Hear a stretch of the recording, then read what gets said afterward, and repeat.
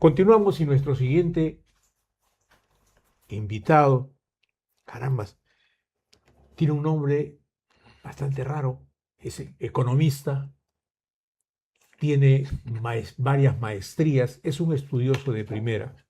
Por eso lo he invitado, ya que la economía del Perú está un poco tembleque, como se dice, como dicen en mi tierra Chincha. Vamos a conversar con él. Él es Ranjiro Nakano. Ranjiro, bienvenido, hermano. Américo, contento, feliz y súper agradecido de estar a tu lado, el Paz Decano del Colegio de Periodistas, y de estar aquí en tu podcast de Américo Pachas y reencontrarme con mucha gente, ¿no?, que de alguna manera a través de los medios te sigue. Gracias, ¿no? hermano. Y felicitar, hemos seguido de cerca tu carrera en Ecuador, muy exitosa, y vemos que el éxito de tu programa a través de cable y de las redes se sigue manteniendo gracias a tu Tratamos de presencia. hacer lo que sea, hermano. Y por eso es que siempre digo que le agradezco a Dios y agradezco a toda la gente que se sigue acordando y a personas como tú que cuando recién llegaste yo no te conocía, me enteré de ti por intermedio de mi tocayo Américo Peso, que de peso no tiene Claro, nada porque era lo más flaco el hombre, ahí está, pero ahí está, Américo. pero no tiene peso. Pero Y se apellida Peso. Pues, imagínate, No imagínate. tiene peso. Ranjiro, tú eres economista. Así es. Y actualmente hay mucha gente que está preocupada con el cambio de gobierno. ¿Qué puede pasar con nuestra economía? ¿Qué puede pasar con el dólar? ¿Puede subir? ¿Puede bajar? ¿Qué puede pasar, hermano? En primer lugar, nosotros tenemos como demócratas la seria responsabilidad de respetar el veredicto popular. Y el veredicto popular se enmarca en la última resolución que emite el Jurado Nacional de Elecciones en cuanto a la proclamación de X o Y candidato. Nosotros desde ese perfil, Américo, consideramos que hoy día se va a proclamar la candidata y ahora virtual presidenta Keiko Fujimori, y los demócratas tenemos que respetar ese veredicto popular. Tú eres descendiente también de japoneses, ¿no? Así es, he vivido Nakano. en Japón, mi abuelo Ranjiro Ah, Nakano. tu abuelo también se llamaba Ranjiro y te Sí, pusieron a ti el yo he nombre tenido, yo Ranjiro. he tenido por parte de mi abuelita 3 abuelos japoneses, uno Yamaguchi, ¿Ya? otro Nakano, del cual tengo y otro Tanaka, ¿no? Y Ah, mi abuela fue viuda de los 3 descendientes tú eres prácticamente Nisei, Sansei. pero eres más criollo, eres tú ya. Sansei. Claro, yo sí me siento identificado plenamente también con mis raíces japonesas, la respeto y sobre todo admiro la filosofía japonesa, que tiene como el primer valor el honor a la palabra, Eso es el primer importante, la valor. palabra. Y el La palabra de un japonés vale. vale más que cualquier papel, y sobre todo también, más allá del honor, la disciplina. La disciplina japonesa es muy, muy resaltante y digna de replicar en todo el mundo. Yo hace poco estuve en Hagi, en la primera ciudad museo del mundo, en donde es la ciudad del origen de los samuráis. El alcalde Tanaka tuvo bien Tú invitarme. desciendes de los samuráis, ¿no? Mi abuelo fue del ejército samurái, el tercer abuelo que he tenido, Ranjiro Tanaka, Ranjiro Rogelio Tanaka Koga, ¿no? Él fue comandante del ejército samurái. Sigamos hablando lo de que te pregunté de la economía, hermano, la preocupación, Bueno, que es de todos. hace poco estuve en México, en la Conferencia Interamericana de Seguridad Social, y teníamos una reunión con diferentes empresarios de diferentes latitudes, y resaltaban la magia de la economía peruana. No te olvides, la economía peruana, si bien es cierto, tiene un alto grado de informalidad que oscila entre el 72 al 80%, muy parecida a la de México, que está entre el 55 y el 60%, la economía se sostiene en cuanto a la paridad cambiaria. ¿Qué representa la paridad cambiaria? Representa la estabilidad de la moneda versus el dólar. ¿Eso qué da? Da una estabilidad frente a los mercados internacionales. ¿Y por qué? qué podemos hacer, hermano, para lograr esa estabilidad? Mantener la autonomía del Banco Central de Reserva, para que no hayan emisiones inorgánicas. La emisión orgánica del Banco Central de Reserva fundamentalmente se da cuando se demanda mayor moneda, pero justificada. Pero a veces, cuando tú quieres subir sueldos, ¿no?, y no aprietas, o de alguna manera no tienes la caja fiscal, la recaudación dable, el populismo de muchos X y Z ordena al Banco Central de Reserva y le dice, emíteme más billetes, y definitivamente con esto aumenta, pero se va devaluando la moneda en cuanto a la paridad cambiaria. Las emisiones y el respeto que han tenido los últimos gobiernos a la autonomía del Banco Central de Reserva, esa facultad autonómica que da la Constitución de la República, se debe respetar. Gobierno quien entre. Es una manera de sincerar la economía. Si tú ves el ejemplo que seguimos nosotros en ese gran paso, porque hay que resaltar, el primer gobierno de Fujimori fue muy bueno, y en la cual se dio el gran cambio y sobre todo la profundidad económica de insertar al Perú en las grandes estructuras económicas. Ahora, después de cuántos años, lo está replicando Argentina. Y Argentina Sí. le está costando a Milei, ¿no? Porque los argentinos tienen un costumbrismo, viene desde el plan Cavallo, el plan Kirchner, y todos, pero han sido economías populistas. El argentino se ha acostumbrado a vivir la Dolce Vita 5 años o 10 años para después tener un ajustón o ir al banco, al BID, al Banco Interamericano, al Fondo Monetario, a pedir préstamos y sigue endeudando. En cambio, el Eso Perú, me hace acordar, disculpe que te interrumpa, me hace acordar muchísimo. Antiguamente, mi abuelita Catalina, que ya falleció hace muchos años, decía, el mejor presidente del Perú fue Luis M. Sánchez Cerro, Luis Manuel Sánchez, en los años 20 más o menos del sí, siglo pasado. ¿Pero por qué? Porque cuando asumió la presidencia dice que subió los sueldos al doble y bajó los alimentos, todas las cosas al 50%. No era que fue el mejor presidente porque ya nos comenzaba a endeudar, ¿no es cierto? Bueno, el mejor presidente es el que te da y garantiza, en primer lugar, la salud, la educación, trabajo sostenido y el que crea las garantías para promover un Estado eficiente y eficaz.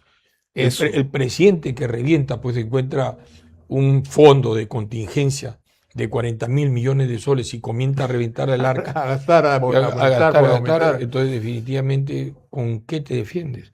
Pero ahora también en la parte económica hay algo que es preocupante, ¿no? La situación ha estado, a veces me doy las vueltas por la ONP, a ver con gente jubilada, a hablar, y los jubilados se quejan de que el sueldo que reciben es una limosna prácticamente, que no pueden, viven 2 días con su sueldo que reciben de jubilados y no les alcanza. ¿Por qué, si Bueno, desde antes se habló de que se iba a mejorar el sueldo de los jubilados, por qué no se puede hacer? ¿Hay algo que ata que se haga eso? decisiones políticas que tienen que ir acompañadas de un sustento técnico. Por ejemplo, te doy un ejemplo. En el tiempo del COVID, tú sabes que se emitieron una serie de bonos de Claro. regalos, bonos. Sí. Yo estaba en contra de eso. Si bien es cierto, la gente necesitaba, yo le dije a la ministra de ese momento, Alba Luperdi, le dije, antes de emitir bonos, paga la deuda social. Claro. Hay miles de maestros, miles de asistenciales de la salud, miles.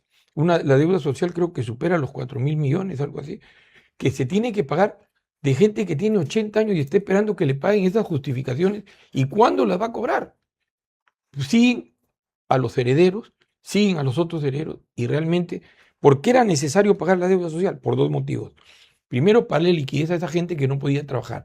Y el segundo, para reducir lo que viene a ser tus indicadores, porque el bono no regresa. Es regalar la plata y no, el otro es la fotografía que tú estás dando y estás pagándole lo que le debes. Y por lo menos el bono que se baje a los que no tienen ese privilegio. Pero definitivamente cuando se dan decisiones antitécnicas, realmente, yo ahorita, por ejemplo, he visto el crédito suplementario que está promoviendo José María Balcázar Zelada, me parece adecuado de que en el último tramo de su gobierno quiera pagar la deuda social de miles de trabajadores del sector salud, del sector educación, del sector transporte, porque cada gobierno tiene su connotación. Y yo creo que... ¿Lo consideras un acierto eso? Yo creo que sí. ¿El único acierto o tiene otro acierto más? No, yo creo que el impulso a la descentralización de recursos para el sector educación está muy potente su propuesta de la generación de universidades en diferentes regiones y leyes que él ha impulsado cuando ha sido presidente de la Comisión de Educación del Congreso de la República. considero que son dos valores importantes que hay que resaltarlo, ¿no? Muy bien, hermano, vamos a continuar hablando, hacemos un pequeño paréntesis, vamos a hablar también de los libros. Tiene 2 libros. Usted sígale la corriente, La confianza, de Ranjiro Nakano Ozores, jóvenes políticos usados y olvidados. Vamos a hablar de esto también. Y continuamos con Ranjiro Nakano Ozores. Cuidado que es samurái, es samurái. Servir. Así que si la economía no sale bien, sale el samurái ahí. Ranjiro, tú también has escrito estos libros. Claro, esos Usted libros. sígale la corriente, la confianza, seguir la corriente a la confianza. ¿A qué se refiere este libro? Esa es una novela que narra la historia de un peruano del Perú profundo que sale en busca de una provincia, en busca de mejores oportunidades. Ahí, a buscar la oportunidad de su vida. Y El tiene éxito. una serie de peripecias Ya. y llama a la reflexión porque se ve buscando al familiar, se ve buscando al político, se ve buscando al militar, se ve buscando a diferentes personalidades Ya. para que le puedan dar un apoyo, ¿no? Y definitivamente quiere hacer una profunda reflexión este libro, que la confianza es una esperanza firme que se tiene Eso, y una muchas- esperanza en la confianza. y sí. muchas veces se la entregamos a quien no la merece. Y segundo, que muchas veces no valoramos nuestra confianza en nosotros mismos, que es el autoestima. ¿Sabe? Con lo que acabas tú de decir, de la autoestima, no valoramos nosotros, me hace acordar hace muchos años, en la televisión, en Panamericana Televisión, existía un programa que se llamaba Charlas de Café, que lo hacía Vicente González Montolivo. Fue mi profesor en la Universidad Garcilaso de la Vega, allá en la década del 60, ¿no? Yo ingresé al Garcilaso, soy de la primera promoción de la Garcilaso, ingresé en el 65 y terminé mis estudios en el 68, fines del 68. Antes estudiaba 4 años y no 5 para tener licenciatura, ¿no? Y recuerdo que él tenía su programa en televisión que él decía, siempre finalizaba sus charlas de café diciendo, es que en este país a los que realmente valemos no nos llaman. Y con lo que acabas tú de decir, a los que verdaderamente se debe tener confianza, no se les tiene confianza. Claro, efectivamente. Yo creo que esto también debe ir acompañado con la meritocracia. Eso, La visión que debe tener el verdadero hombre de poder es el principio de darle la confianza a la persona meritocráticamente. ¿Tú has tenido cargos Yo he en el tenido Estado? muchísimos. Muchísimos. ¿Qué cargos has tenido? Los últimos que he tenido he sido gerente general del gobierno regional de Lambayeque durante 2 años, presidente del directorio de 3 directorios de la autoridad portuaria regional, Bien, hermano. presidente del directorio Qué del bien. proyecto más importante, el proyecto especial Olmos Tinajones, el proyecto Uf. muy potente, presidente del directorio del Comité Especial de Promoción de la Inversión Privada. He sido 3 veces asesor principal del Congreso de la República. He sido gerente de Administración y Finanzas en el Grupo Distriluz, en Electronorte. He sido también gerente de Planificación y Presupuesto en la Municipalidad de La Victoria. He sido jefe nacional de la Oficina de Cooperación Qué Internacional bueno, de hermano. Salud. Excelente. O sea, ahí tengo un expertise. Una experiencia grande tiene todo eso. Más de 30 años en la gestión pública y más de 20 en cargos gerenciales. Y este de alta- otro libro, Jóvenes políticos usados y olvidados. Bueno, eso narra las diferentes experiencias que pasa Michel, un Ajá. joven estudiante, de que cómo es la política para los jóvenes en los claustros académicos. Y lleva una reflexión. ¿Dónde nacen actualmente los jóvenes políticos? En ¿Dónde los- se hacen? En el colegio, en la universidad, ¿no? Realmente ahorita, si tú ves los jóvenes políticos que han salido en los últimos años, responden a un padrinazgo o a un apellido, Sí, los Luna, sí. los Acuña. Sí, los- sí, sí, no, sí. no quiero tocar por herir sensibilidades. Pero tiene que tener su padrino, si no, no pasa nada. Efectivamente, o el joven tiene que estar sometido.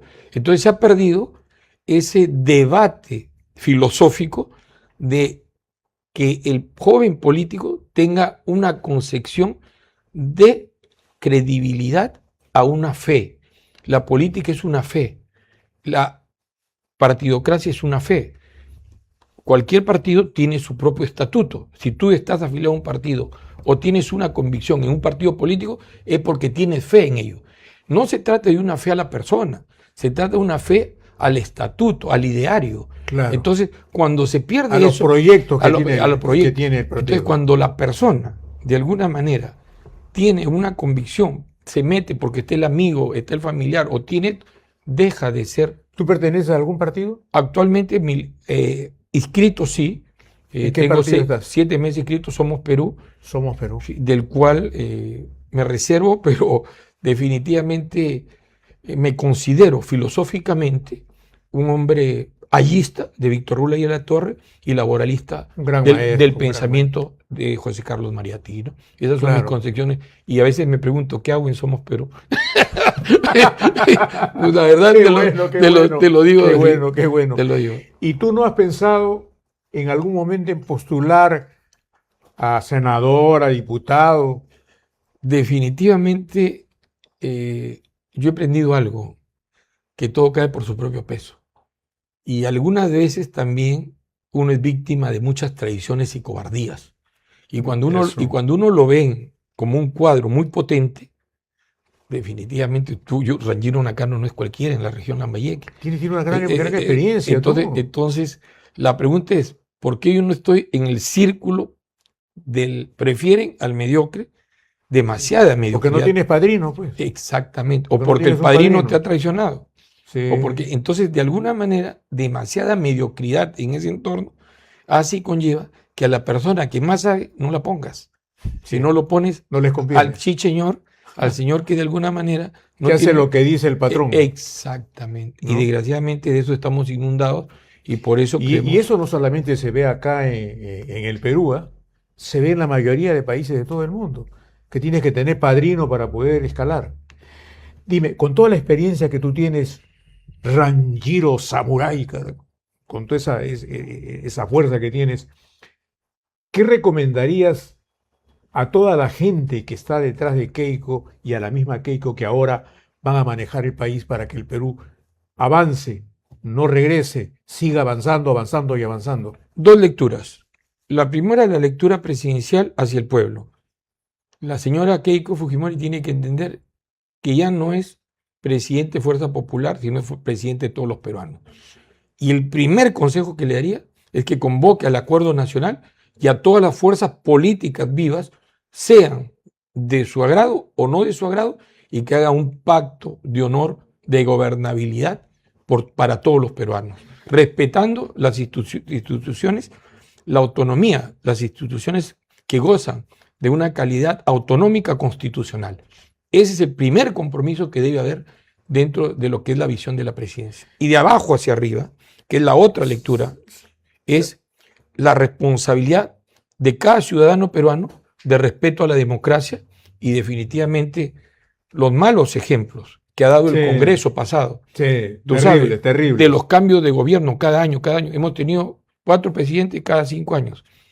Te los puedo contar, ¿no? El caso de PPK, Vizcarra, Merino de Lama y después Sagasti Hosjauler. De ahí viene el señor Pedro Castillo, de ahí viene, tú sabes, todo, ¿no? Viene todo el Boluarte, viene el señor Gerí. Es que ahí demuestras tú una vez más de que están actuando con padrinos y no con su capacidad. No, es que el Congreso ha perdido la óptica. El Congreso ya que hablas del Congreso, no ha sido elegido. ¿Cómo puede ser posible, hermano, que hayan diputados, senadores que no tengan ni los estudios secundarios completos? Bueno, es una prerrogativa constitucional y se respeta. Pero eso debe arreglarse, ¿no crees tú? Bueno, yo como allista no creo, porque ahí en la Torre profesaba el Frente Único de Trabajadores Manuales e Intelectuales.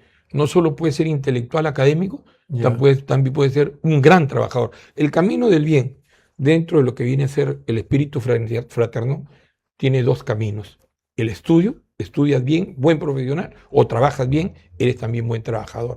Dentro de lo que viene a ser el Congreso Económico Nacional, la tesis 14 de Víctor Rula y de la Torre, los que profesamos de alguna manera esa filosofía, somos convencidos de que el Frente Único de Trabajadores debe consolidarse, tanto intelectuales como manuales. Pero dime, ¿tú crees de que, por ejemplo, me toca el caso este señor Castillo, que ha logrado ser senador con una votación muy amplia y tiene solamente quinto de primaria, ¿tú crees que esté capacitado para poder desempeñar su cargo? Bueno, en este mundo de competitividad académica, de formulación de leyes, bueno, capaz puede ser una figura política, pero tiene que estar rodeado de buenos técnicos. Claro, Yo te pongo buenos el ejemplo, asesores. yo te pongo el ejemplo de Luis Negreiros, por ejemplo.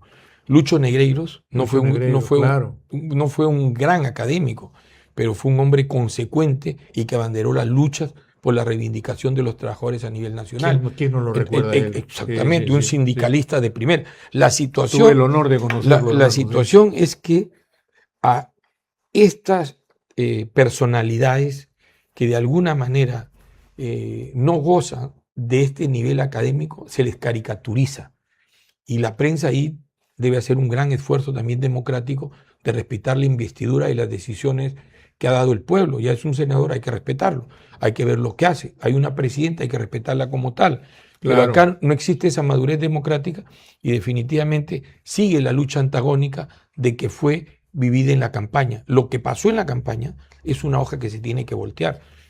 Y ¿Qué te parece a ti la actitud que está tomando hasta este momento el rival de Keiko, Sánchez?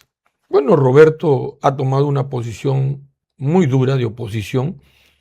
Ha habido muchas irregularidades en las elecciones denunciadas en primer nivel por el señor Rafael López Aliaga, que ahora es socio estratégico de la señora Keiko, y que de alguna manera esperemos cómo va a ser su conducta aquí en el Congreso, porque cuando salgan 20.000 peruanos a protestar contra Keiko, la pregunta es, ¿el señor Rafael López Aliaga y su bancada van a ser leales o van a ser consecuentes con el apoyo a Keiko Fujimori? Esa pregunta la dejamos para después, pero definitivamente tú sabes que los políticos, una vez cuando el pueblo se levanta, se echan grasa y dicen, no, nosotros no, y vienen las vacancias tras vacancias, tras vacancias, tras vacancias. Pero mi pregunta iba también a lo siguiente. Lo de Roberto Sánchez. ¿Tú crees que está actuando bien Roberto Sánchez, que yo no reconozco y que sigue caprichado en esto? Bueno, es su conducta. Yo creo que él tiene que entrar ya a un círculo de respeto a la decisión democrática Lógico. y de alguna manera, si quiere hacer una oposición, que nadie se la quita, que le haga una oposición constructiva y que demande, pues, pero estar todos los días, pues. Con la misma cantaleta, todos los días. Acuérdate del caso de Manuel Merino de Lama, que fue presidente Sí. escasamente 4 días con la muerte de Inti y Brian. Cuidado vaya a ser que esto genere una gesta y hayan 5 o 10 muertos y no hay presidente que aguante eso. No, pues. Y realmente hay que evitar ello. Entonces, porque la vida es lo más preciado del ser. Pero yo sí creo que debemos hacer un gran esfuerzo, pero sobre todo soldar las heridas que ha dejado el Congreso durante todos estos últimos años, ¿no?, de cambio de presidente. Tienes razón, hermano, tienes razón. Ojalá de que, vuelvo a repetir la frase que decía Vicente González Montolivo, es que en este país a los que realmente valemos no nos llamen. Ojalá que te llamen a ti también. Pues, No, yo no estoy buscando que me llamen, gracias. No estás buscando que te llamen. A mí, así yo sé dónde ir. O sea, a mí me puede llamar, yo le digo no voy. Muchas gracias. Porque no confías en el gobierno. No es que no confíe en el gobierno, sino tiene que haber una paz social primero, tiene que haber una estructura de convivencia, porque la convivencia política también desgasta y puede desfrenarse, tiene que haber pactos de gobernabilidad y de estabilidad. Aquí va a ser una fiesta donde se están incendiando y matando entre todos. Mejor de lejos. Mejor de lejos vemos los toros. De lejos ves los toros. Los toros, lógico.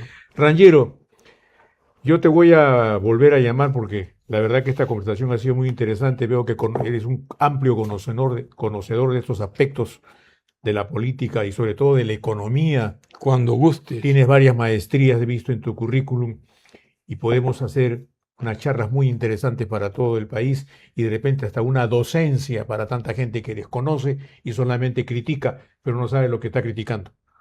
Así es. Te agradezco muchísimo tu presencia. Y estos libros están a la venta. Claro, está en la librería. ¿Dónde los encuentran? En Crisol. Ya. ¿No? Repite, ¿dónde? En la librería Crisol. Crisol, ya. Claro, ahí pueden adquirir estos libros.